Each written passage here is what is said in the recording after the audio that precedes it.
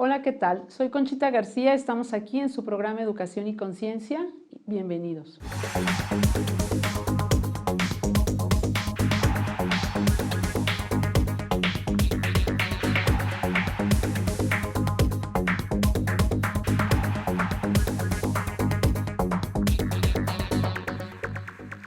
¿Qué tal? Estamos aquí en su programa Educación y Conciencia y bueno, pues hoy tenemos nuevamente a una invitada que ya ha venido en otras ocasiones y la cual le agradezco mucho porque pues nos ayuda mucho con todo lo que ella tiene de experiencia y de conocimiento. Ella es Liliana Vázquez Roa.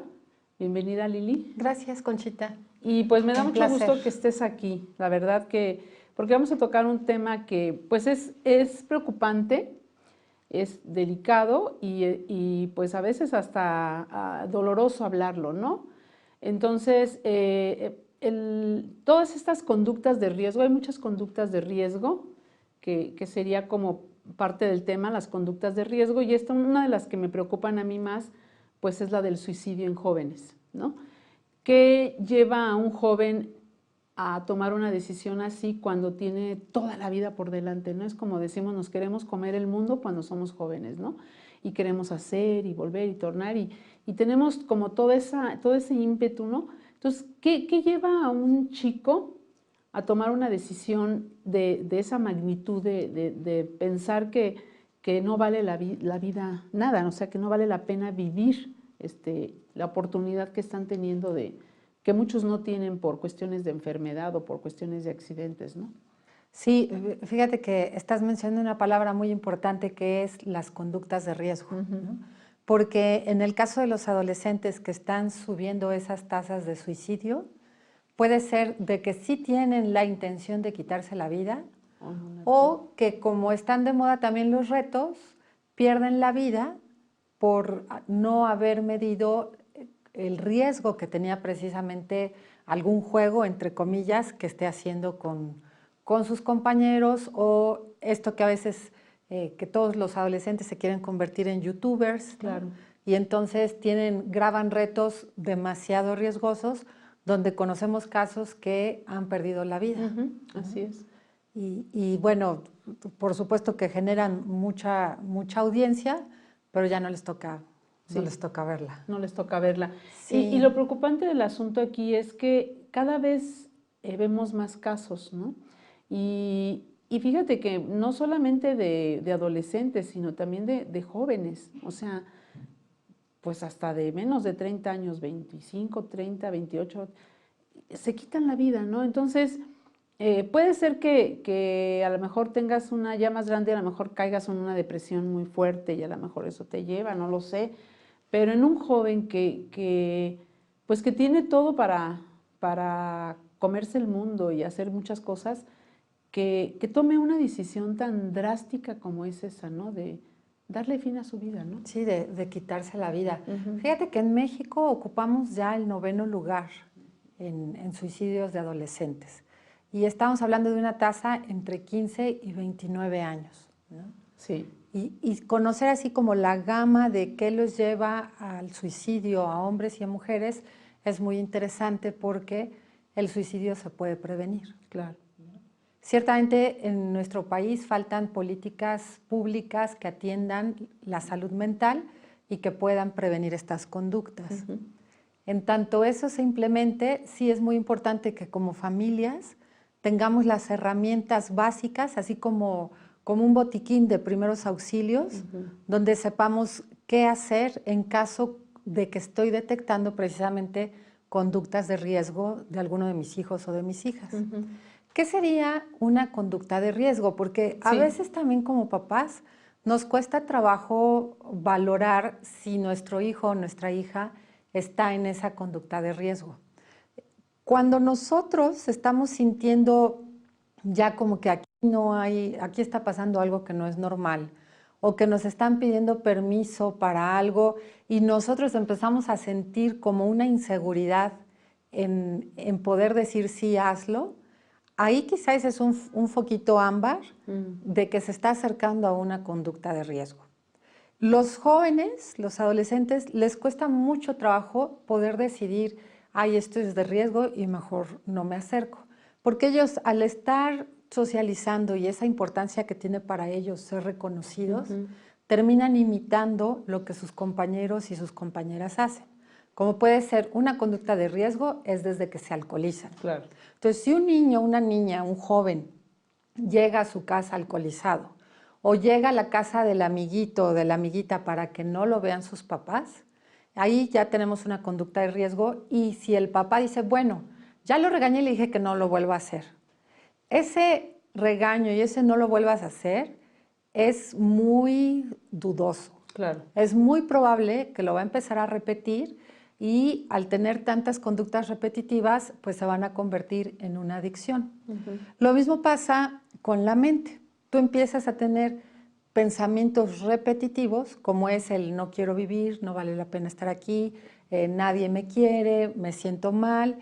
Si esos pensamientos repetitivos, el lenguaje genera nuestras realidades, lo van a llevar o la van a llevar a ya después de decir no quiero estar aquí, hacerlo realidad, a pensar cómo le hago para no estar aquí.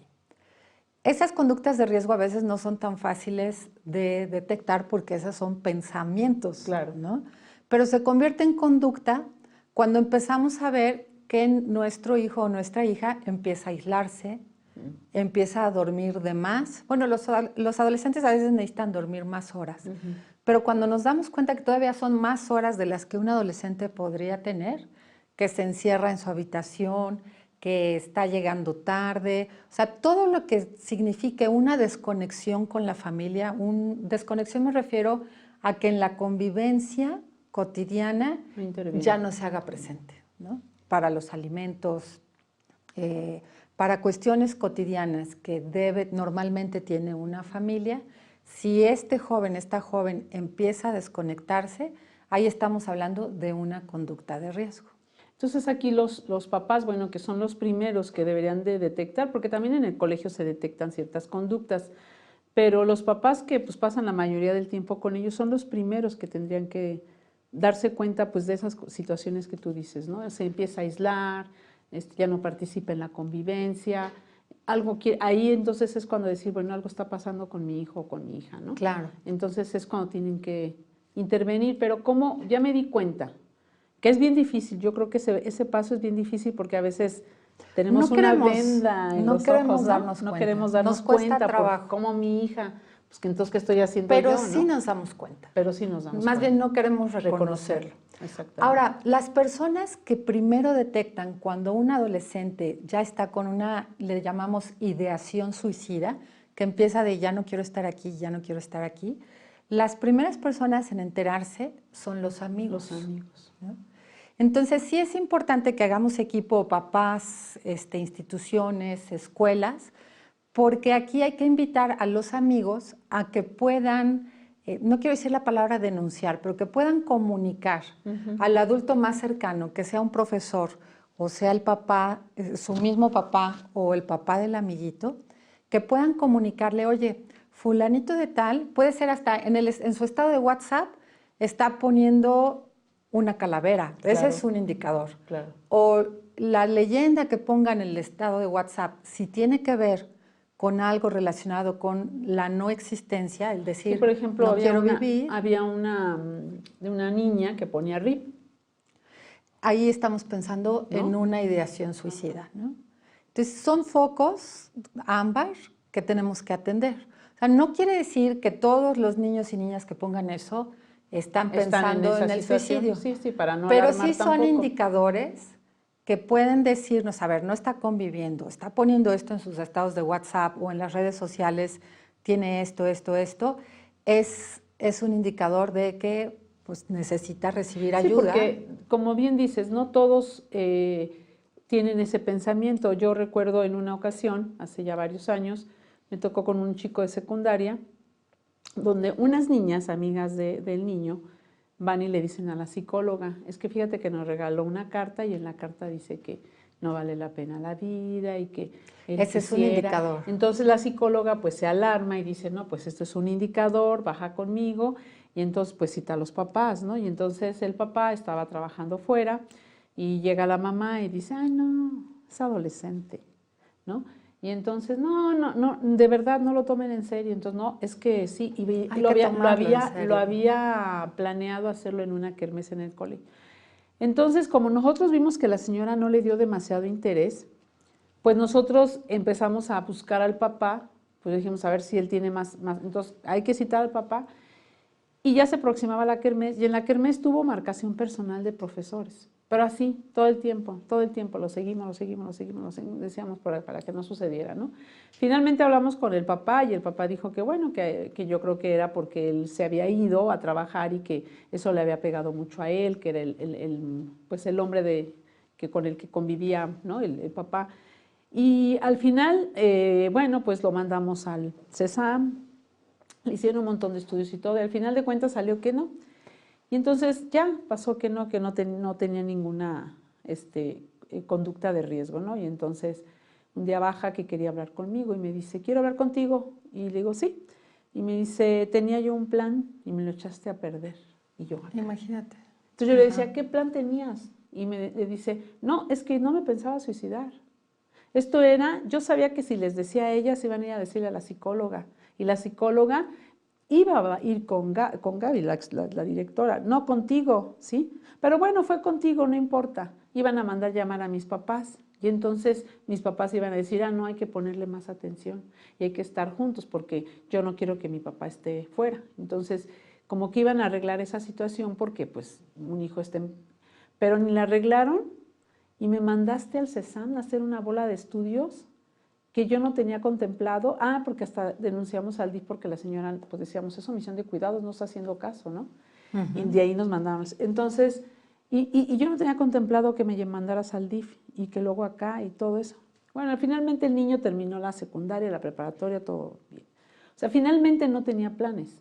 Era solamente una llamada de atención. A sus padres. A sus padres, ¿no? Claro. Entonces puede ser que muchos niños puedan decir esas llamadas de atención. Sí, hay muchos casos así, que la joven o el joven acude a instituciones como el DIF, por ejemplo, y es su forma de llamar la atención, solo que ellos desconocen el procedimiento que tienen las instituciones. Claro. Por ejemplo, aquí en Querétaro el DIF responde muy bien, o sea, de inmediato atiende el caso, y sí hay varios casos donde el joven no esperaba esa reacción del DIF, donde además, por todo el protocolo que se tiene que seguir, pues para proteger al adolescente, se espantan ellos después, porque luego además los papás los regañan de por qué me denunciaste, ¿no? Y para el DIF también ahí es muy complicado, tienen que llevar todo un proceso de terapia para que también los papás sí disminuyan esa violencia que les genera hacia sus hijos el saberse acusados. Así es. ¿No? Entonces ahí vemos que... Es complejo. Es complejo, ¿no? Ahí vemos cómo de esa manera estaba el chico tratando de manipular, se le salió de las manos porque no contaba con una decisión mía y estaba muy enojado contra mí, pero muy enojado, y le decía, bueno, está bien, se vale, mira, yo prefiero que te enojes conmigo y que estés ahorita aquí sentado enojado, bien enojado, y no que yo después me esté lamentando de que ocurrió algo, ¿no? Entonces, ahorita vamos a ir a un corte, pero sí me gustaría también, ya que tenemos detectada cierta conducta que no es normal, que se está aislando a nuestro hijo, que se encierra, que dura mucho tiempo solo, que no convive ya con todos, ¿qué es lo que tendría que hacer los papás, ¿no? Por ejemplo, o un maestro que ve que de repente también se aísla y ya no está con sus compañeros o sus amigos, que nota cambios, ¿no? Diferentes. ¿Qué podemos hacer, ¿no? Para que nos pudieras tú ahorita orientar en ese sentido, ya que detectamos que es difícil, que yo creo que es el primer paso más difícil que hay, ¿no? Reconocer que sí hay una conducta. Creo que es el paso más difícil, reconocerlo, ¿no? Porque, así es, coincido contigo. Porque sí nos ha tocado que a veces están pasando cosas, por ejemplo, las cortadas, que le llaman, y los papás piensan que, pues es que con quién se junta, está copiando, está imitando. No, eso no se imita, o sea, nadie se hace daño por imitación, o sea, algo está pasando con esta niña, ¿no? Y a veces no lo quieren aceptar, entonces ahí está muy difícil, pero ya que lo reconocen, ¿qué podemos hacer para evitar que suceda algo trágico? Porque después pues ya nada es igual, ¿no? Sí, veamos las herramientas. Es un caso complejo, pero atenderlo es más fácil. Ahorita lo platicamos. Entonces, ahorita regresando, platicamos esta parte que nos va a dar Lili.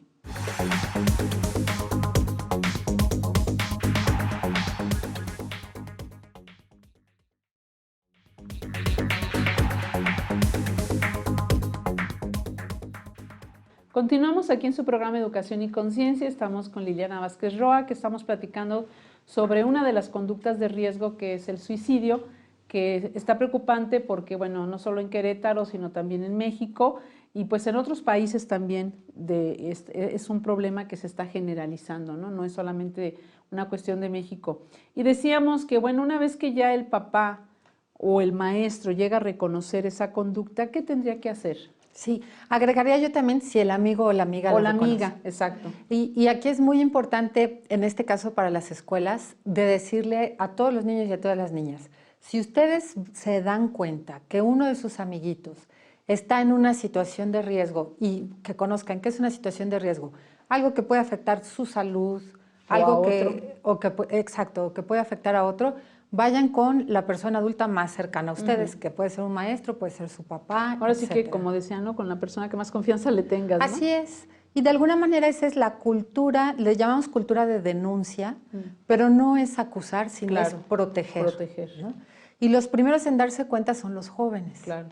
Entonces, cuando un joven ya llega con el maestro y dice, oiga maestro, fíjese que fulanita de tal está haciendo esto o está pensando en esto, el maestro tendría indicaciones para ir al psicólogo de la escuela o al director, a la directora de la escuela, y entonces mandar llamar a los papás y en conjunto decir, necesitamos atender esta situación, también apoyarse de un experto. Si hay psicólogo, pues ahí mismo se atiende, si no hay que buscar a un profesional del área de la salud mental, que generalmente somos los psicólogos, y entonces en conjunto sí ver cómo se le va a dar esa atención inmediata. Inmediata. Sí, esa sería inmediata. En el caso de los papás, de las mamás, cuando van detectando que su hijo o que su hija está precisamente aislado, que ya no es el mismo de antes, a lo mejor se atreven a preguntarle y él va a decir, no tengo nada, ¿no? Pero si esto ya ha pasado en un periodo ya más largo, que estamos hablando, a lo mejor una semana, puedes tener una semana estresante y decir, bueno, me desconecto de los demás. Pero cuando ya pasa de una semana, se convierte en 2 semanas, se convierte en 3 semanas, también es importante buscar una cita en el colegio y decir, a ver, yo estoy detectando esto en mi hijo, en mi hija, ¿ustedes cómo lo ven? Y si la escuela dice, no, pues nosotros también hemos visto que está distraído, que no entrega tareas, algún indicador que cambia lo que usualmente es, también se necesita buscar este apoyo profesional. ¿no?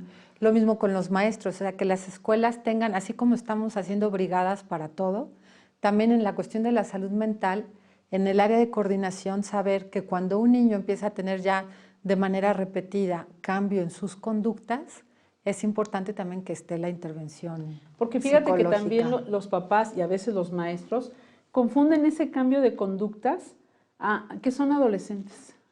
Es que es adolescente, ¿no? Porque ya bien está el cambio, ¿no? Entonces, me acuerdo mucho de esa mamá que decía, es que maestra es adolescente, está cambiando. Pero no tienes que empeorar. O sea, un adolescente cambia. A lo mejor se hace rebelde. Evoluciona, pero no empeora. No retrocede, no se aísla. O sea, y también ahí detectar ese cambio. Sí, porque a veces toleramos conductas que no deben ser tolerables, justificando que es porque son adolescentes. Pero es el momento en que tienes que acompañarles a que generen conciencia de dónde están poniéndose en riesgo. Y generalmente vienen puede ser que vengan de ese abandono que han sufrido ahora los niños y los adolescentes. Puede ser que estén con sus papás, pero los papás trabajan todo el día, los niños están solos, o puede ser que ya nada más esté mamá o que estén con papá, porque pues aquí en Querétaro hay muchas familias donde son monoparentales y puede ser mamá, puede ser papá, ¿no? Allá también hay un gran porcentaje de papás que están con los hijos y que se dedican pues a trabajar, a ser proveedores y a estar en otras cosas. Y entonces los hijos están solos o están con la muchacha que no cheque esas cosas, o están con los abuelitos, que también pues los abuelitos ya no están como tan alertas para detectar ese tipo de cosas. ¿Puede surgir de ese abandono que siente el niño de decir, bueno? Generalmente sí.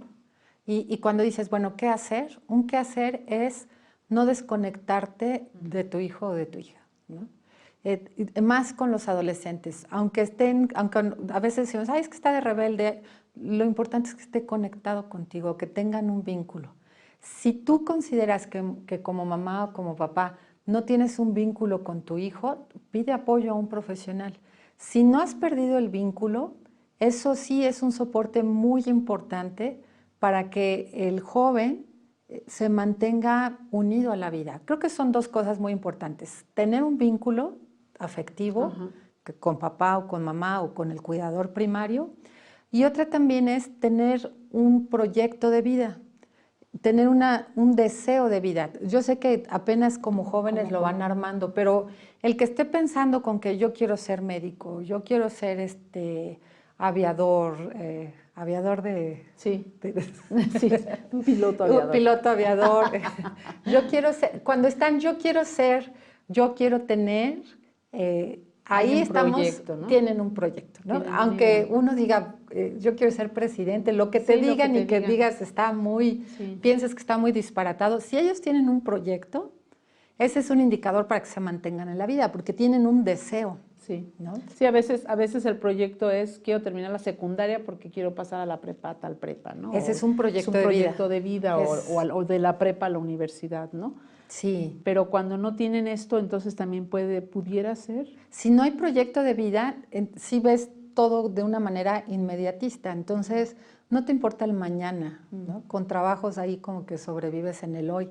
Por eso ahora en las escuelas, cuando les dejan proyectos, es tan importante porque les estás formando a que tengan una visión al futuro y también que estén conectados con la vida. Claro. ¿No? Eso es muy importante. Y otro factor también es que lo que estén realizando no esté dañando a otros, porque a mí me puede gustar mucho estar con mi grupo de amigos y nos la pasamos haciéndole bullying a los demás. Entonces, pues eso, estar participando en relaciones destructivas o de violencia, generan también este riesgo en el suicidio. Claro. Porque se dan los casos, a lo mejor algún joven no quería hacerlo, lo que decíamos hace un momento, no quería suicidarse, pero por estar compartiendo conductas de riesgo con sus amigos, pierde la vida. Claro. ¿No? Porque sí ha habido, ¿no? Hay una serie que yo vi que se llama 13 razones, donde una chica se suicida, ¿no? No sé si la has visto. No la conozco. Está muy buena en el sentido de que son de chicos de preparatoria, ¿no?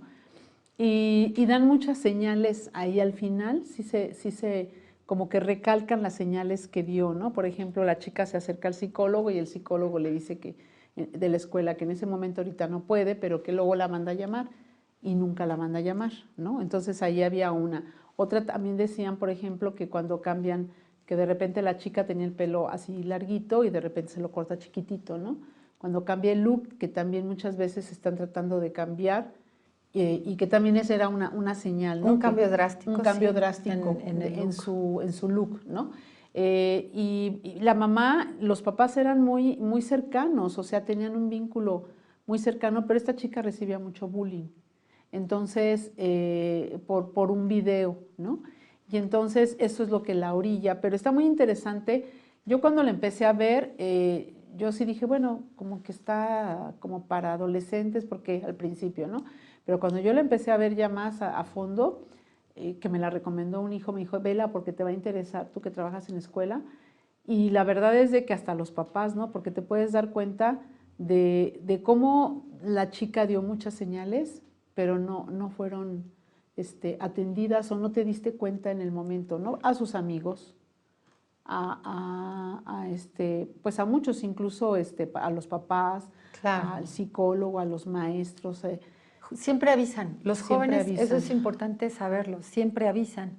Y esos avisos, pues hay que hacerles caso. Hay que hacerles caso. Sí, hay que tomarlos en cuenta. Y mucho es eso que tú decías, ¿no? A veces es tanto el bullying que tienen en la escuela que ya no lo soportan y entonces deciden terminar con su vida, no tanto porque piensen que la vida no vale la pena vivirla, pero es tanto la agresión que la realidad los rebasa que dicen ya no puedo, ya no puedo. Aquí. Y no lo dicen, que es lo más triste, ¿no? Porque yo digo, bueno, pues dile a tu papá o dile a tu mamá, me están haciendo bullying, ve a la escuela, me están haciendo esto y esto, me pasó esto y cualquier cosa, ¿no? Y yo creo que ahí es cuando puedes tú, pues tomar como esa iniciativa de hacer algo, ¿no? Cuando ya el chico tiene esa confianza.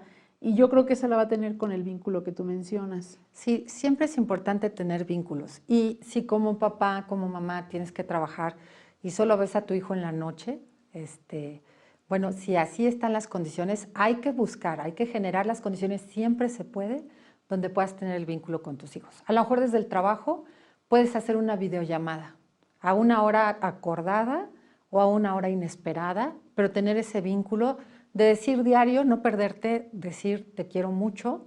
Una palabra, una frase clave para decirle a nuestros hijos es te espero, ¿no? Cuando los despides, es decir, te espero, le puedes decir sé feliz, diviértete, pero la frase siempre te espero, ¿no? Estoy aquí esperándote, sí. o nos vemos hoy. Claro. ¿No? Entonces ellos así ya tienen un punto de referencia donde hacer tierra y dicen, bueno, soy esperado en mi casa. Sí. Aunque estuvieran en esas condiciones de no verse, insisto, hay que ver los cómo, con toda la tecnología que tenemos, claro. Hay que ver los cómo para estar al pendiente de ellos. Otra cuestión también, si no podemos estar en casa, es que los hijos, las hijas deben tener actividades en la tarde que les generen precisamente toda esta energía que tienen o los pensamientos que luego pueden ellos canalizar de otras maneras. Si tienen una actividad deportiva o una actividad artística ayuda. Claro. Y afortunadamente en nuestro país siempre hay opciones. Sí. Las escuelas tienen esas opciones o los municipios también siempre tienen alguna actividad que no es costosa, pero en la que pueden participar ellos y estar entonces pensando o ejercitando su cuerpo, que no los llevaría a situaciones de depresión. Si un cuerpo se mueve, muy difícilmente se deprime. Okay. Eso también es importante. O sea, sacas ahí lo que puedas tener, ¿no? En el arte, en la música, en el movimiento, en lo que tú... Movimiento y arte son indispensables para la gente joven, para los adolescentes. Por eso las escuelas están tendiendo mucho a los horarios extendidos, porque es una necesidad de los padres de familia. Y entonces sí. Ya no lo ves...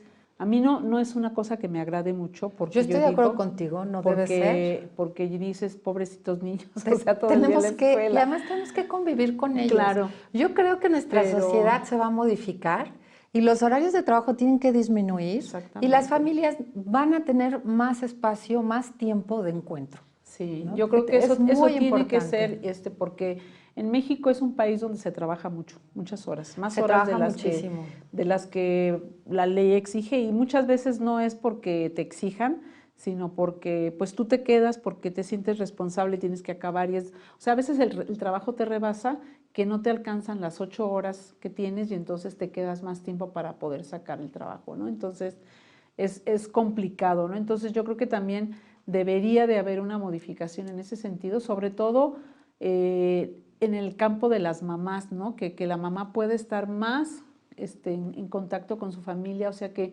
pueda tener esos espacios, no jornadas tan largas. Ganar bien. Ajá. En menos horas. En menos horas, yo creo que hay muchas cosas que necesitamos cambiar como sociedad, así es. Pero sí creo que la tendencia va a ser a que trabajemos menos horas y podamos estar mayor tiempo conviviendo con la familia. Así es. ¿no? O sea, como que nos ganó esta temporada de la productividad, sí. Pero la productividad no es el número de horas que pasas fuera de casa. Claro, hay que tener horas de calidad con nuestros hijos.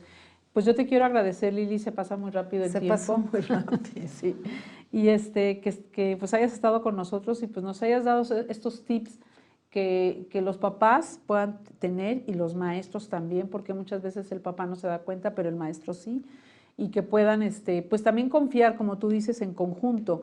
Si el maestro lo detectó y ya la psicóloga también está viendo ciertos rasgos, entonces pues los papás hacerles caso, porque no queremos ver. Sí, a veces no queremos ver y lo negamos, ¿no? Pero que sí confíen en lo que las escuelas dicen, ojalá se equivocaran, y entonces como a mí me pasó, ¿no? Que en realidad este chico había armado todo un plan para llamar la atención, en su mente no estaba eso, pero pues... Pero ¿qué tal si se equivoca? Pero ¿qué tal? Exacto, ¿qué tal si se equivoca o se le salió de las manos para bien de él, pero puede ser que se le salga de las manos para mal, ¿no? O sea, no me creen mis papás, pues ahora voy a hacer esto para que vean que como que sí tengo intenciones, ¿no? Y claro. y se te pasa, se te puede ir de las manos, ¿no? Entonces, yo te quiero agradecer mucho y pues yo espero que todo lo que aquí se ha dicho sea tomado en cuenta para pues para beneficio y que este número empiece a disminuir. Es muy triste saber que un adolescente ya no tiene esperanza de vida, ¿no? O sea, pues en la flor, cuando empiezas apenas a florecer, ¿no? Yo Así creo. es. Y sabes que también es importante que como adulto tú también tengas esperanza de vida y proyecto de vida, porque eso lo contagias. Claro, claro, también es si eso, tú ¿no? lo tienes, difícilmente un hijo o una hija va a caer en no tenerlo. Ok. Entonces sí, la familia, podemos hacer muchas cosas para prevenir el suicidio. Y como decías, yo me quedo con esto, ¿no? El decirles te quiero, el decirles te espero y estar vinculado, ¿no? El vínculo, no perder vínculo. No sé cómo hacer el vínculo, bueno, pues pido ayuda, pero sí hacer el vínculo. Pues muchas gracias, Lili. Gracias a ti. Y pues nos vemos la próxima semana en una emisión más de Educación y Conciencia.